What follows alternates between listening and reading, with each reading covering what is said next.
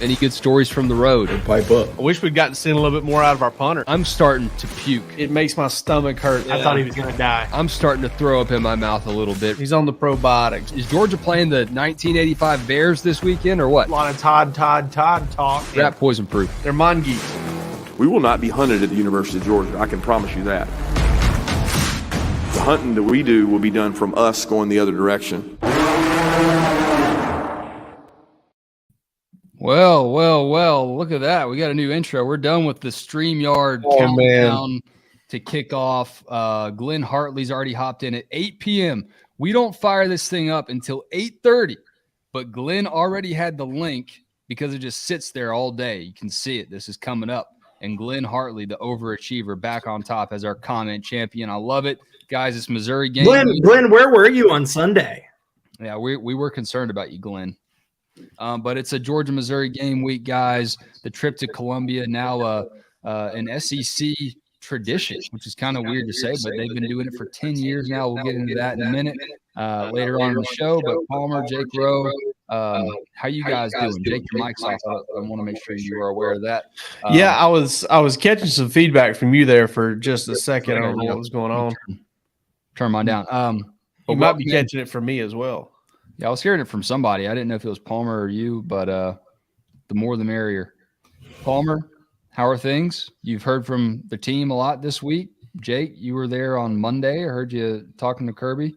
What's the vibe around the Butts-Mehre building right now? Same old. I mean, I don't think there's any real change. Still, I'll be honest with you, man. I'm still surprised after Monday that we're not getting any of the hellfire and brimstone from Kirby regarding, how Georgia played against Kent State. Maybe the players are behind the scenes and we're just not feeling any of it. I don't really know. But I know that, there was a comment about circling the wagons on Monday, and Kirby's like, well, circle the wagons every week. It's just I don't know, just an odd feeling after what I felt like was a really sloppy performance. But if Kirby's happy with it, then I guess we should all be happy with it because he's not an easy guy to make happy. Yeah, I mean, we talked about it on Sunday. Surprised that there's not a little bit more of anxious Kirby, of him being all fired up,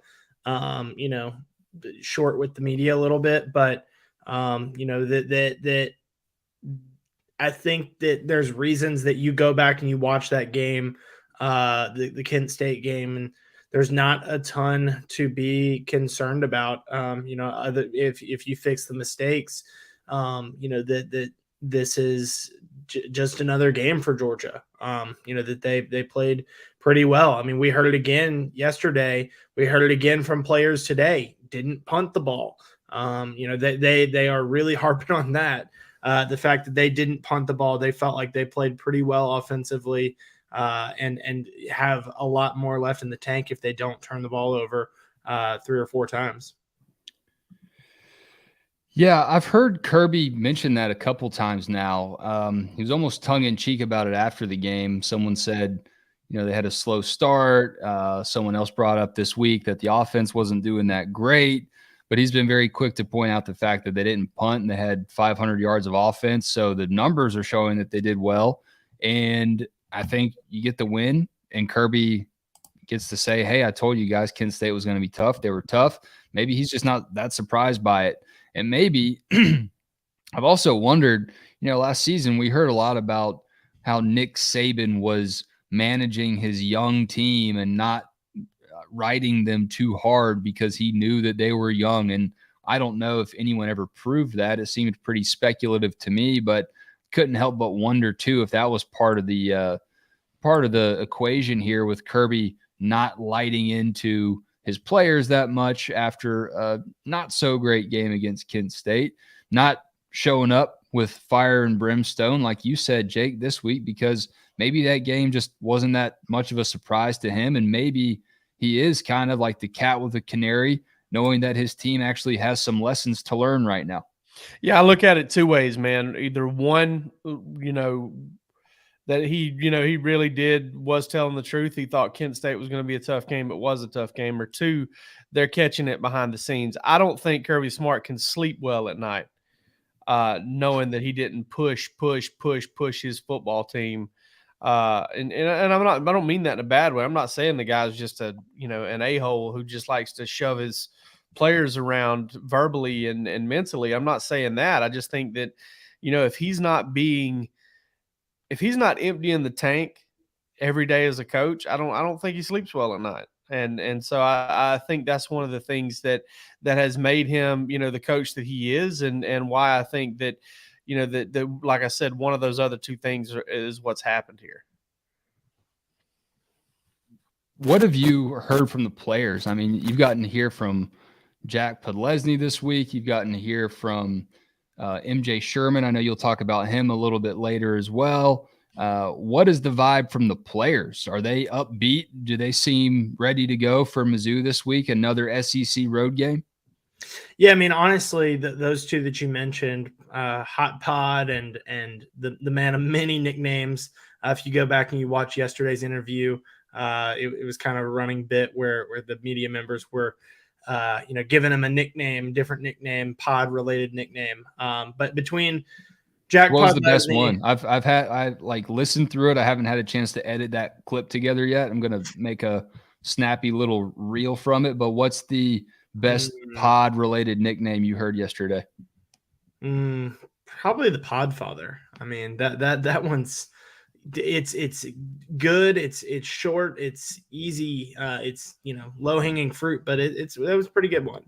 And it didn't get used until late, and I was a little surprised by that. But hearing from him, hearing from MJ Sherman, the two of them, they really didn't talk a ton about Kent State. Their conversations shifted in other ways, and that game, and they didn't talk a ton about Missouri either. But I think that talking to the two offensive linemen that we did tonight, Warren McClendon and Tate Ratledge, with the way that the offensive line, struggled at times, you saw guys getting beat in different directions, getting pushed around a little bit, penalties on the offensive line. Those two guys right there, McClendon was called for a penalty. Ratledge was pushed around a little bit. I feel like they've probably heard some of that this week.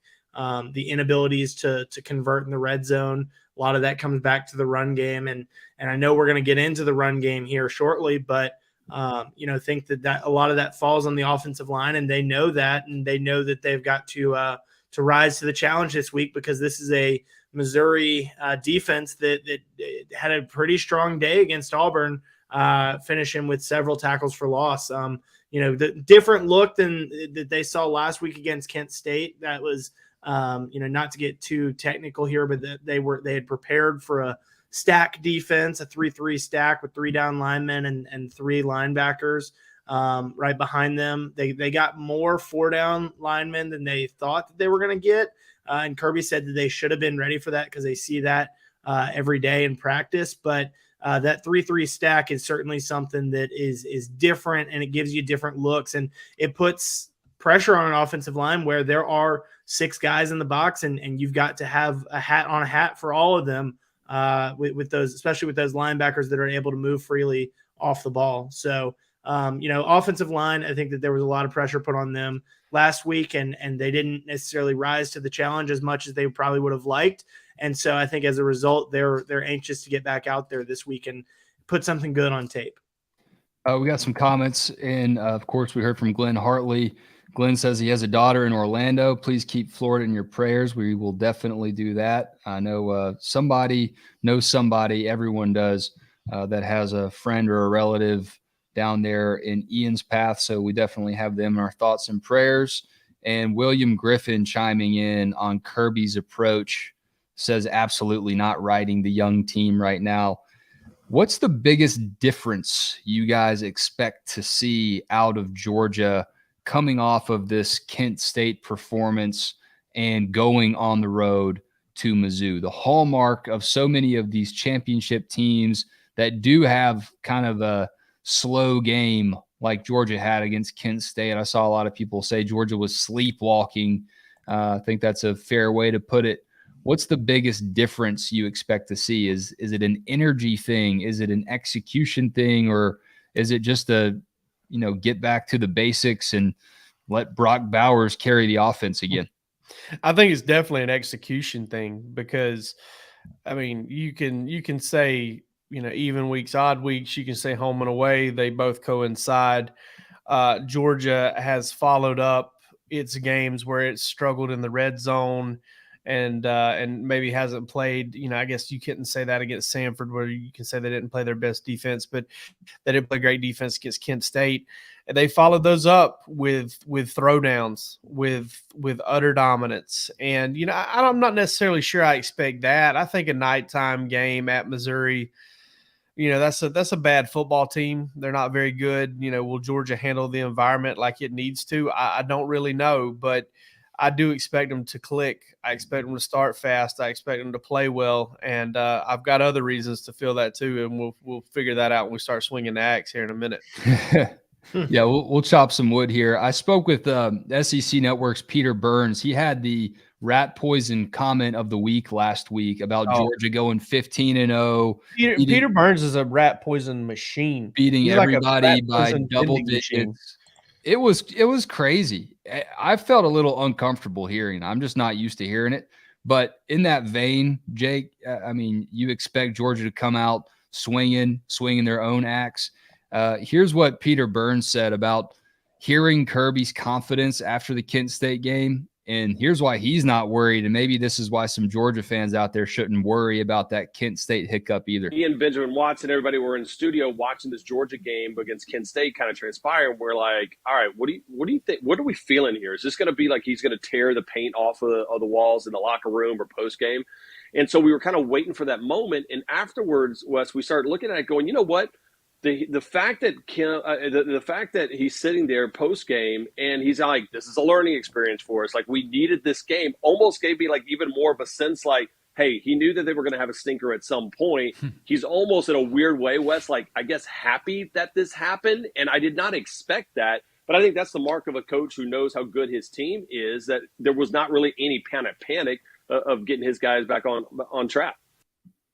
What is Wes doing there without glasses? I was thinking, who's the dude with the boyish good looks sitting there interviewing Peter Burns there? I got to give my eyes a rest. I'm running low on my daily contacts, so I gotta give the eyes a rest. But yeah, maybe that's just Burns saying that's the mark of a coach that knows his team. Maybe that's just the mark of a guy who's doubling down on his rat poison. I don't know. Yeah, but I tend to agree with Peter. Dude, I'm a big Peter Burns fan. Peter Burns is neck deep, if not eyeball deep, in the SEC Kool-Aid, and that's cool with me, man, because if you're going to get deep in some Kool-Aid and want to be right, the SEC Kool-Aid is the one you need to be in. So yeah, it's the best one. It's the best one there is. My question, though, guys, Jake, you mentioned okay, they had an off game against Samford. They come out and blow out South Carolina. They have an off game against Kent State. I think we're all on the same page. We expect Georgia to go out and dominate. Is that sustainable? Is that too dangerous? Or is that just what this team could potentially end up operating like this season? So I think it's more a byproduct of who Georgia's playing. And I think it's, kind of a little bit of a early hallmark of a young football team. And not necessarily that I think Georgia is just young from top to bottom. They've got some experience at some big time places. But when you need 24-33, when you're talking about offense, defense, special teams, borrowing that from Kirby earlier this week, when you need that many guys, even more than that, 50, 60 guys to play well, and you're getting maybe 33% of those guys that are just up and down, the standard and whatever, just not completely ingrained in them just yet, you're going to have some of those instances where they don't play their best ball some days.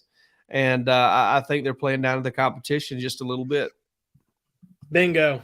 You hit the nail right there on the head with that. This is a young football team.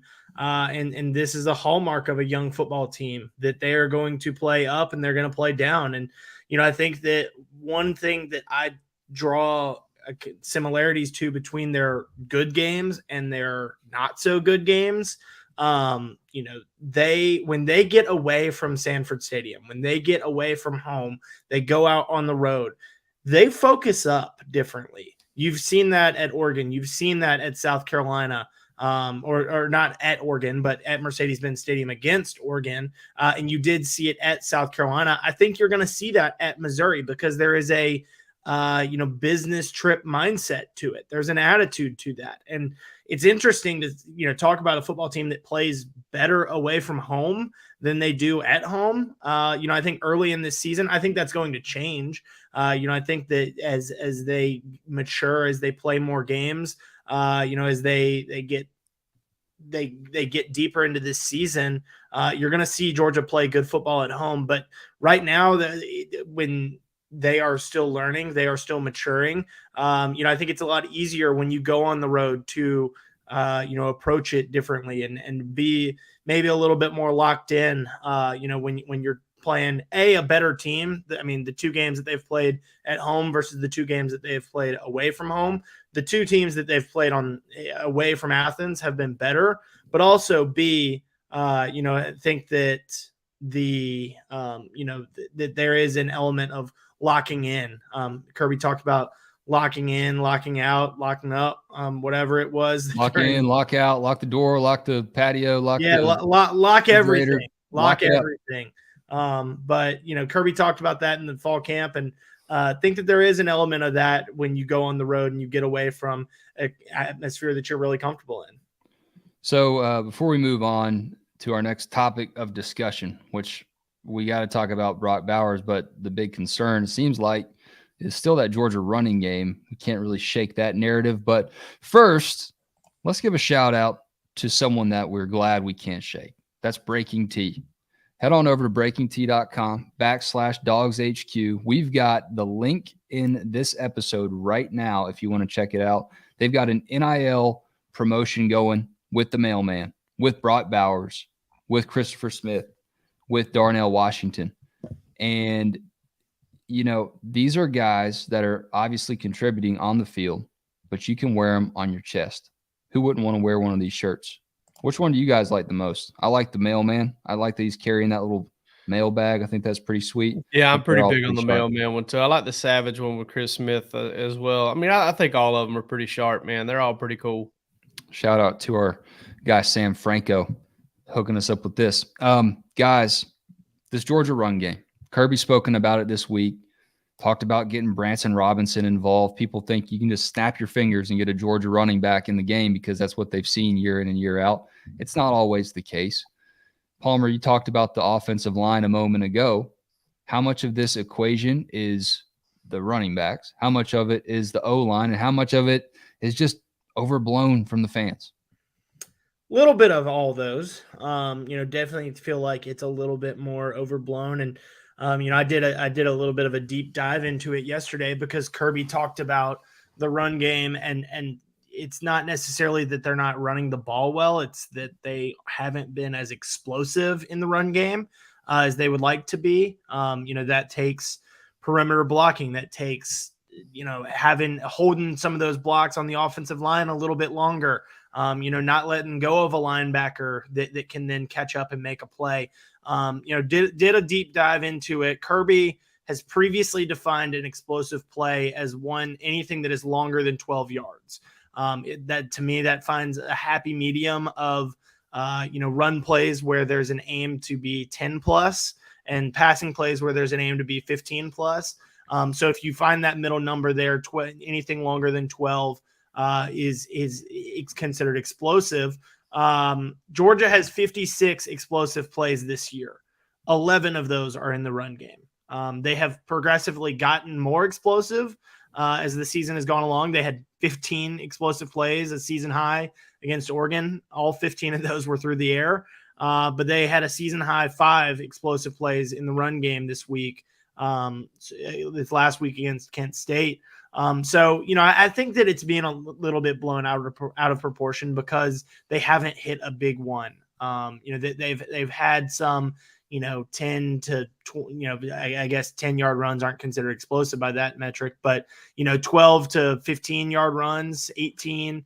Of course, they had the big Brock Bowers run of 75 that counts in there. Yeah, that helps. Well, certainly helps. But I think that it's being blown a little bit out of proportion because if you do look at the statistics of it, they have increased their run game total, their total production on the ground each week. And it may not feel like it, but I think it doesn't feel like it because they haven't hit one of those big runs. They haven't hit an explosive. And Kenny McIntosh said, it's a matter of a time before it comes. They feel like it's coming.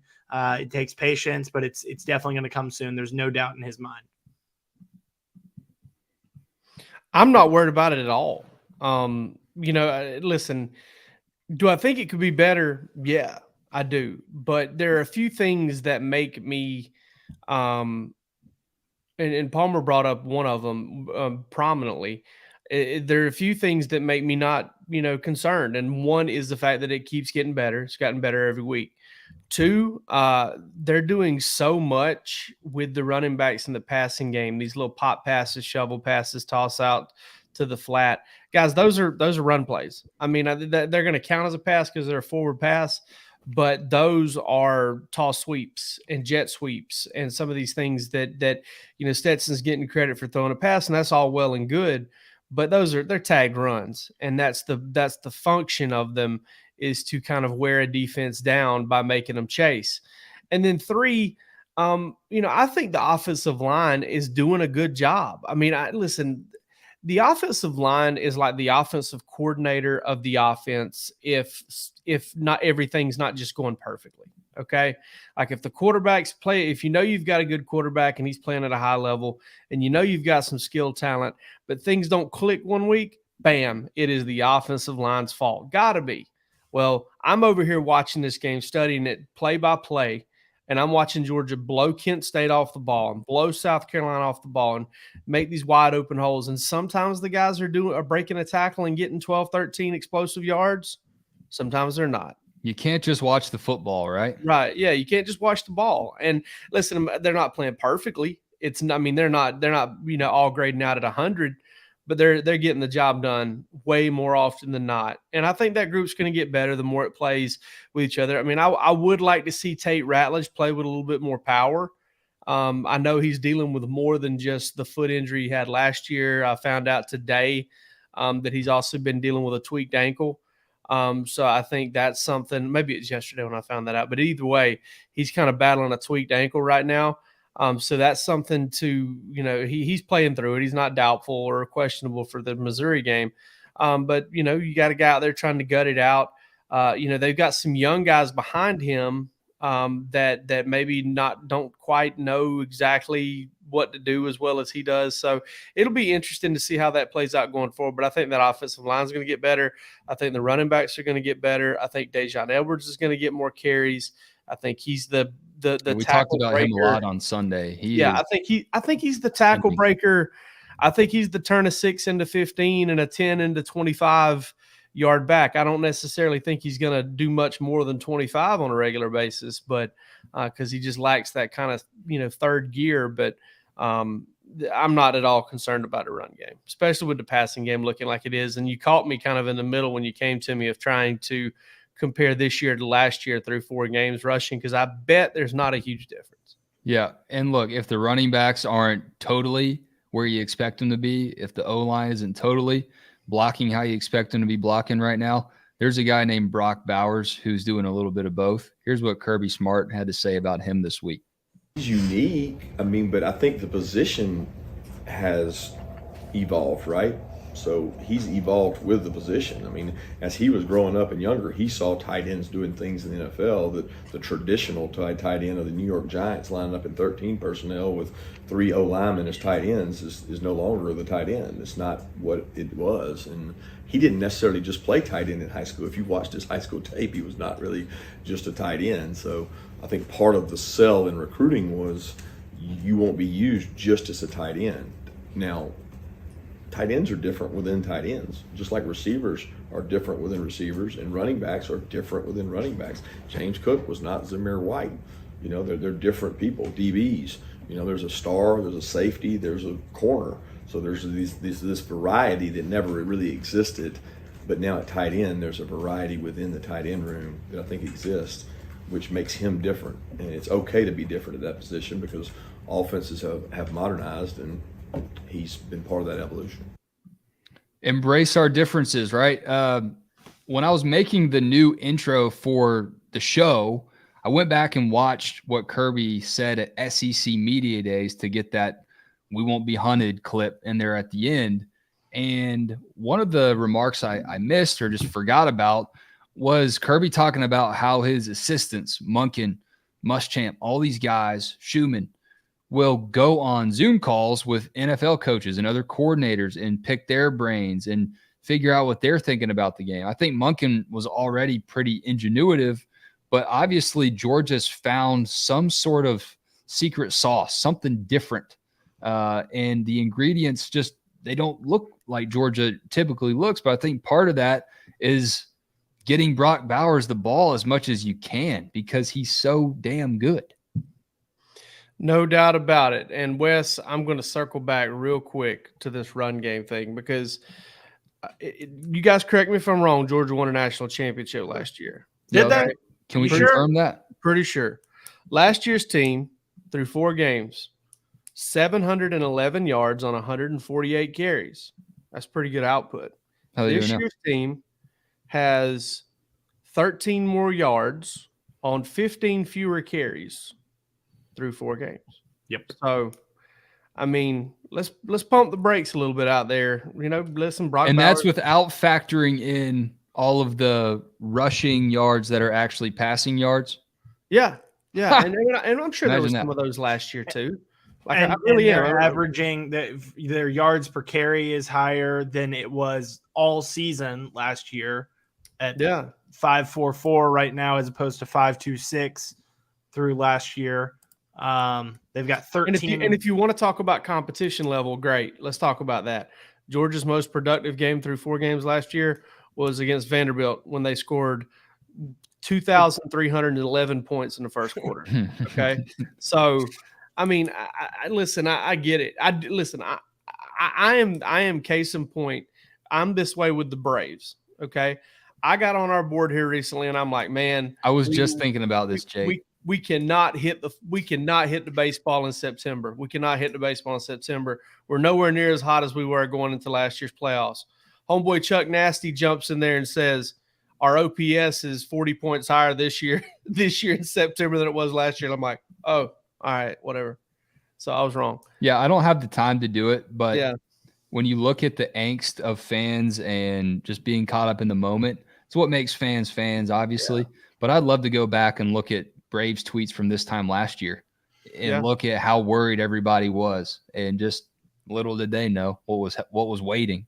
And this Braves team is better in the record, at least in the regular season, than last year's team was. So, sports are weird. Let's get into some comments. Tyler Brennan asks, do we get the next 2 coaches we play fired? And that is Drinkwitz and Harsin. I don't know about both of them. Maybe one, though. Yeah, I think Harsin's got a good chance of getting fired. I think Drinkwitz is going to get a second year. I mean, not a second year, but another year. But Brian Harsin's toast. And I think that there's a chance that he could be out after that Georgia game. Don't think that you're hearing about Eli Drinkwitz getting fired on Sunday. I'm trying to think, does Auburn typically fire coaches during the season? Well, I mean, the only reason I say that, I don't know if there's a precedent set there, but only reason I say that was that the reports were, had they lost to Missouri this past week, that he was going to be out then. So yeah, and all this Luther Burden stuff, if you're, not following that, I don't blame you. It's a bit much, but he's done the social media scrub, which always gets people talking. What happened? Why did he delete his pictures? Why did he take down that hashtag in his bio? I think Darnell Washington has gone through a couple social media car washes for he's been at Georgia. So let's you never know.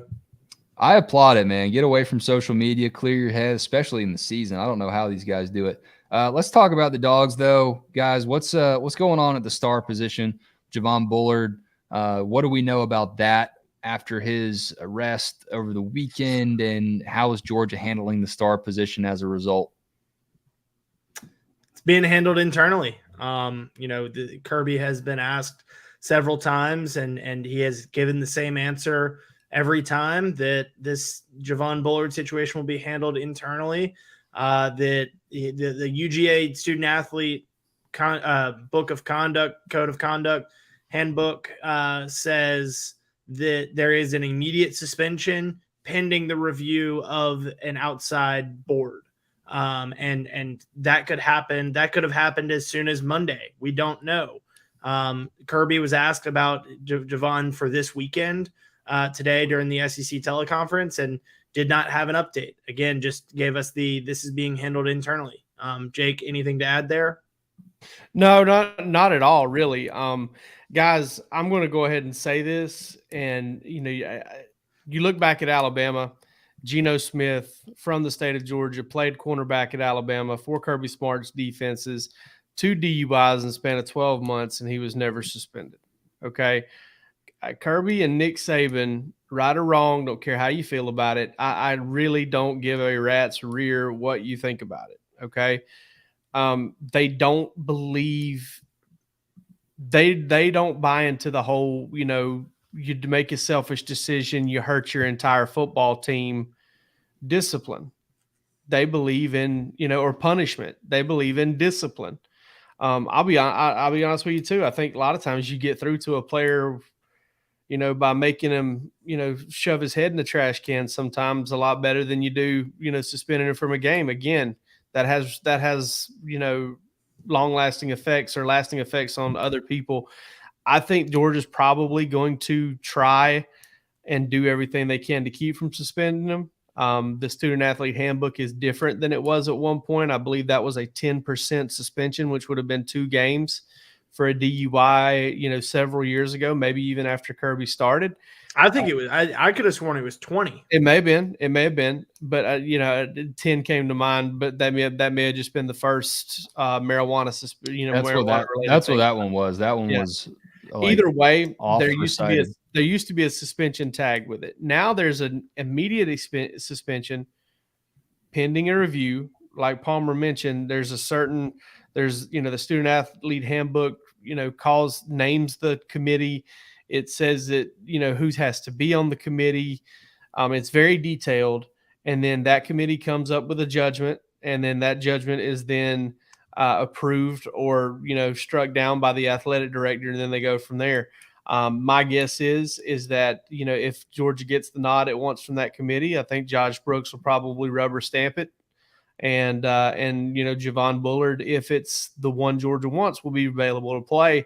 He probably won't start. He might be exhausted. He might be in the hospital getting fluids for all I know, because he's probably going to be taxed physically. But I think if Georgia can get around it, they're going to get around it. And as far as how they're going to handle it if they don't have Javon, think that guy right there behind him, Tyrion Ingram Dawkins, star. Right there, it's star, baby. Somebody put on the board, hear me out, Brock Bowers at star. Maybe not a bad idea. He'd probably take it to the house. He'd probably do it pretty well, but I think that they'll give a look to Tyke Smith. He's been the backup at that position. First of all, what a time for this to happen right after William Poole left the team. Unfortunate timing there for Georgia. Well, you knew that's what was going to happen. I mean, yeah, that's just exactly. But I think that Tyke Smith it certainly has a chance to take on a bigger role. Think that there's also a chance. Kirby has mentioned Chris Smith has played star before. Think back to that Tennessee game, and my guess is if Javon is not out there, that they probably will roll with Chris Smith at star. Trying to keep either Tyke or Chris Smith. I go with Chris because they trust him. He's been out there. He's played star in a pinch for them before against Tennessee when things weren't going well there. And then they know what they have and they trust, and they know that they've got a great combo there in Dan Jackson and Malachi Starks at safety. Keeps a leader on the field. Kirby has also mentioned guys like Kamari Lassiter potentially playing star. He's done some cross training there. Do I think that's what they're going to do? No, I don't think that they're going to move a starting corner into the star spot only to turn to another young corner. And while you have those 3 guys in Chris Smith, Malachi Starks, and Dan Jackson back there, not all 3 of them on the field at the same time. To me, I would look at the Smiths being Chris Smith and Tyke Smith as your two most likely replacements for Bullard if he doesn't end up playing. Yeah, and I think the other maybe dark horse scenario and something you may see them experiment with if they get a lead is Lassiter sliding in, like you said, to play nickel, to play star, and then maybe giving Dalen Everett some run there across from Kamari Lassiter just because of the chain reaction it has on the rest of the secondary. But I'm with you there, Palmer. I think it's my thing is, I mean, I look at it as Tyke Smith number one because that leaves you the most settled back there, and he's gotten some snaps in crunch time this year. In the first half of some games, and then Chris Smith number two there. Before we chop some wood, let's give a shout out to our $1 for 1 year premium subscription over at dogshq.com. Sign up for that. I know you guys are watching for free. That's all right. We got some people that have moseyed on over from the message board that are already premium. They can tell you how good it is. Palmer can save that dollar bill. I didn't even know people in Palmer's generation still used cash. I thought they were leading the charge for a cashless society, but here we are. Palmer's actually got a George Washington. Cutter's $1 beers, as Sam Pittman would say. You know, I'm not endorsing it, but I might have me one Thursday nights. Gotta have the cash. I believe I'm gonna have me one. I believe Pitt will have quite a few, but sign up. A lot of inside info going on over there, obviously. And some recruiting breakdowns of Georgia's newest commitment. We'll talk about Tyler Williams in a moment. Guys, any injury concerns before we chop some wood? Ladd McCon, take it away, Jake. No, you were on the call today for the I don't know, the most candid, I feel like, Kirby update as far as injuries go. Yeah, I mean, he told us Monday that, you know, he feels like Arian Smith is probably ahead of A.D. Mitchell. Was asked about that again on Tuesday and said they've both practiced, but, you know, that they are hopeful that they'll be able to play. To me, I'm probably doubtful that either of them does play, but interesting to hear that about Arian being ahead of A.D. Yeah, that was interesting. Still nothing new on Nyland Green and his hamstring. Jalen Carter's been dealing with that ankle injury. Kirby said that he's looked better this week than he has in the past. You know, played 11 snaps at South Carolina, played just one snap, and it was on offense against Kent State this past Saturday. You know, he's looked better. I would expect him to travel, and I would expect him to go. Ladd McConkey been dealing with a little bit of a foot toe injury. Kirby brought that up Saturday after the Kent State game, after Ladd didn't have his best day. You know, made mention of, you know, hey, he's been dealing with some injuries. He didn't practice a ton this week. Kirby told us, gave a little bit more explanation on that, said last week Ladd didn't get in Monday and Tuesday work. You know, was a full go on Wednesday and Thursday, but obviously that's when you start to crank things down, tone it down a little bit. This week he's been full go, full week. It's just a matter of, you know, that they track his usage. They make sure that they are not overusing him, because you do want to use him a lot in the games. You don't want to overuse him in practice. But he's looked better too.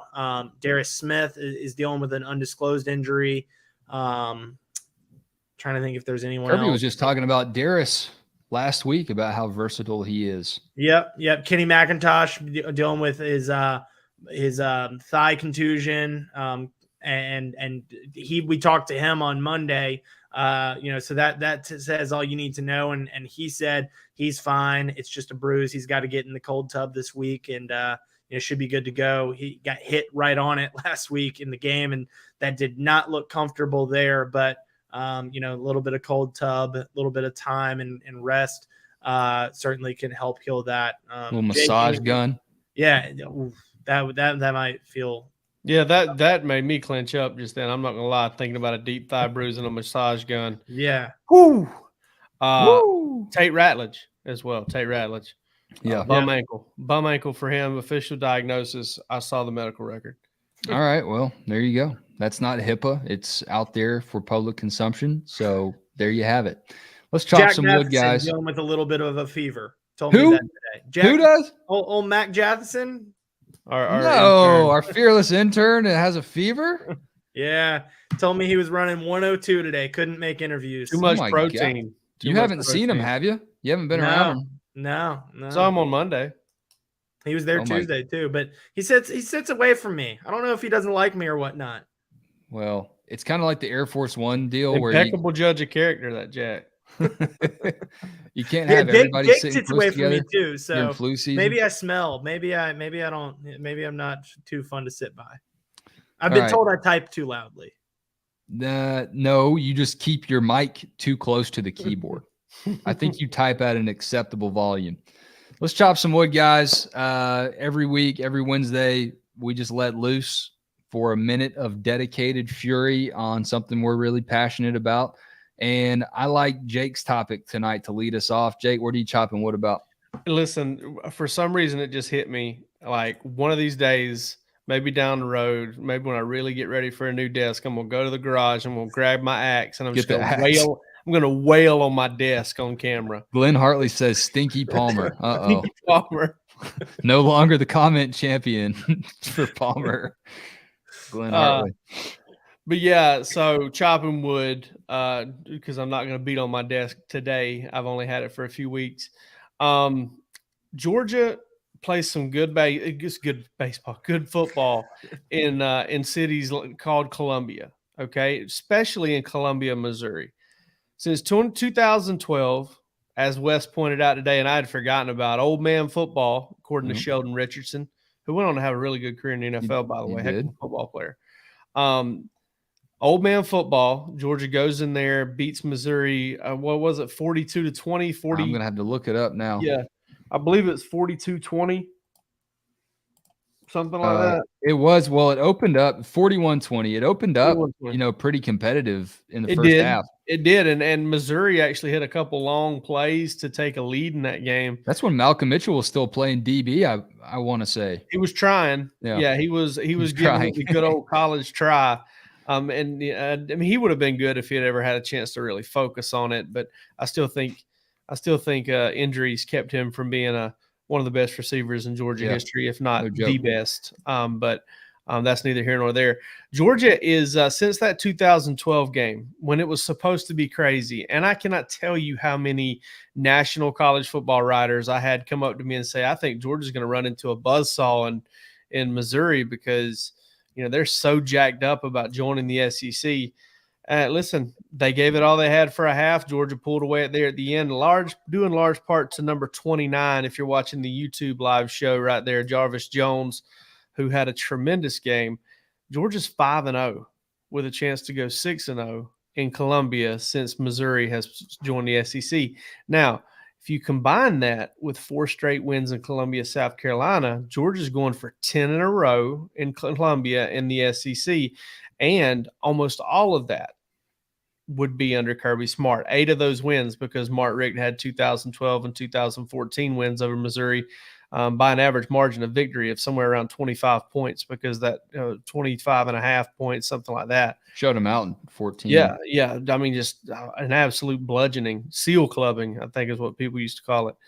But yeah, it's that was a beat down too. So Georgia plays some good ball in Como and Coscar. A young student intern photographer by the name of Wes Blankenship took that photo. Rodrigo's daddy. Yeah, that's my son. He's trying out for the Jaguars this week. I'm really pulling for him. That's my son. Palmer, what you got, man? Wes, are we going to do a live cut-in because Aaron Judge hit his 61st home run? No, we don't have the rights to that, and ESPN would sue our actual tails off. So, no, we're not going to do that. College football fans don't want it either. No, I am chopping wood about MJ Sherman.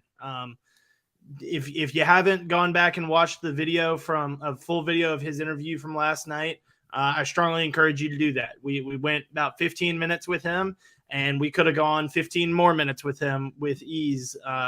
Great interview. First interview with Georgia media. He came in and said, hey guys, this is my first. Please take it easy on me.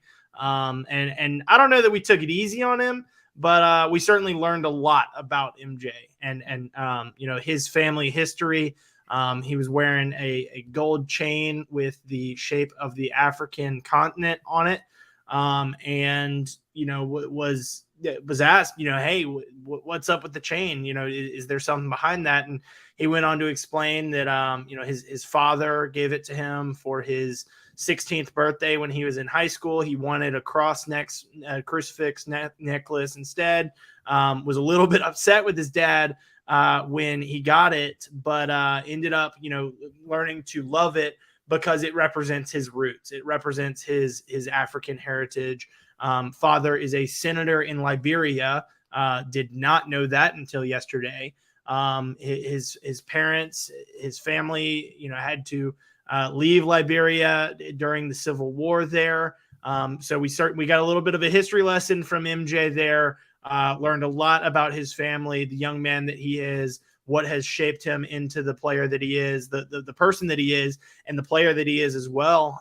Shout out MJ Sherman, winning Special Teams Player of the Week for Georgia, one of 3 players to do so, along with Jalen Walker, who blocked the punt, and Jack Podlesny, who heard from, and he won SEC Player of the Week for special teams. But MJ Sherman showing us that there is more to life than football, and somebody that you really want to root for.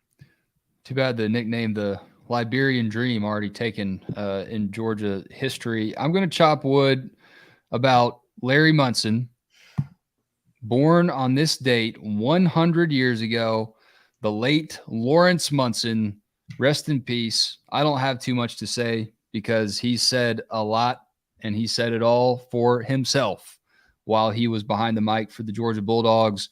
We had a thread about it on our Dogs HQ message board today. I invited people to share some of the other obscure things they liked about Larry Munson. You heard the call about Herschel's thighs in Knoxville and Run Lindsey Run and the sugar falling out of the sky, but there was always something that Larry did that fans noticed that wasn't always repeated, and there were little just quirks, little Munsonisms. For me, I always appreciated how he would call smaller players little in front of their name, little Tyson Browning, little Thomas Brown. And I don't know if Larry ever saw Thomas Brown up close because he's not little, he's just short, but he's irreplaceable. He is often imitated, will never be duplicated. Hats off to the legend, Larry Munson. All right, guys, one final note here on a big-time Georgia commitment. Tyler Williams, 4-star wide receiver out of Florida yesterday.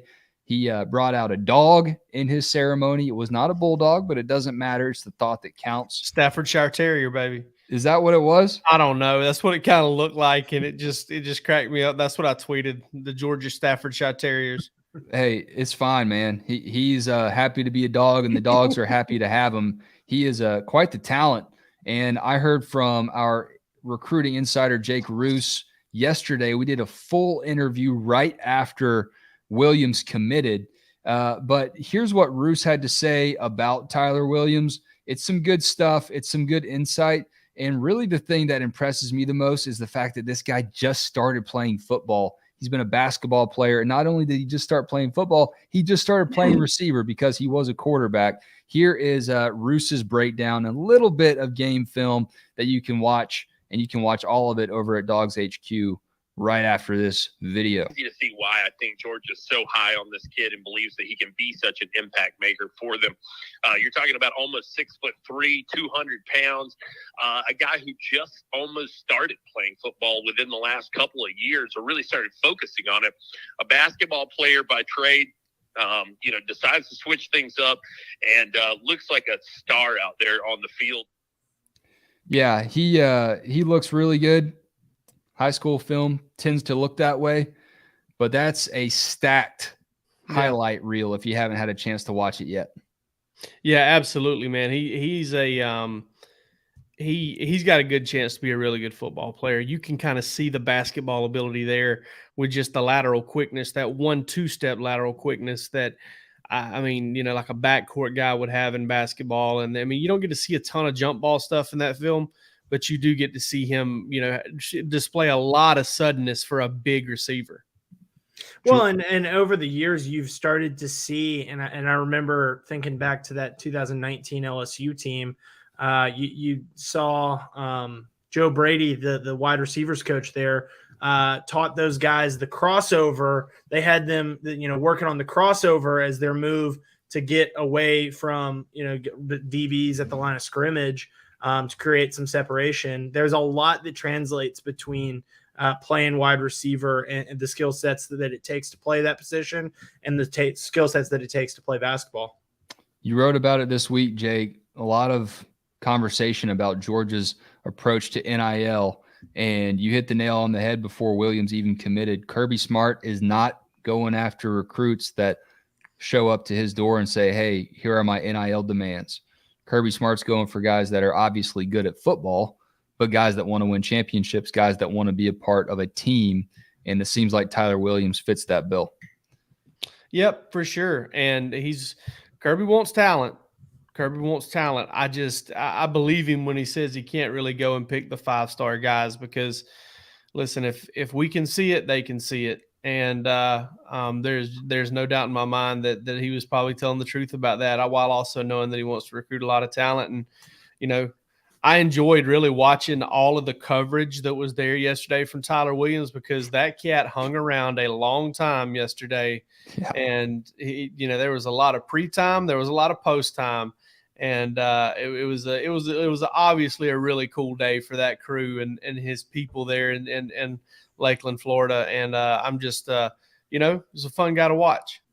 Pulling off a live stream isn't always the easiest thing to do, especially with a lot of people around. As you see now, Georgia number 2 in the 2023 On3 consensus football recruiting rankings. Guys, Georgia at Missouri, a couple days away now. I think we're all expecting big things from this Dogs team. We'll have more coverage over at dogshq.com.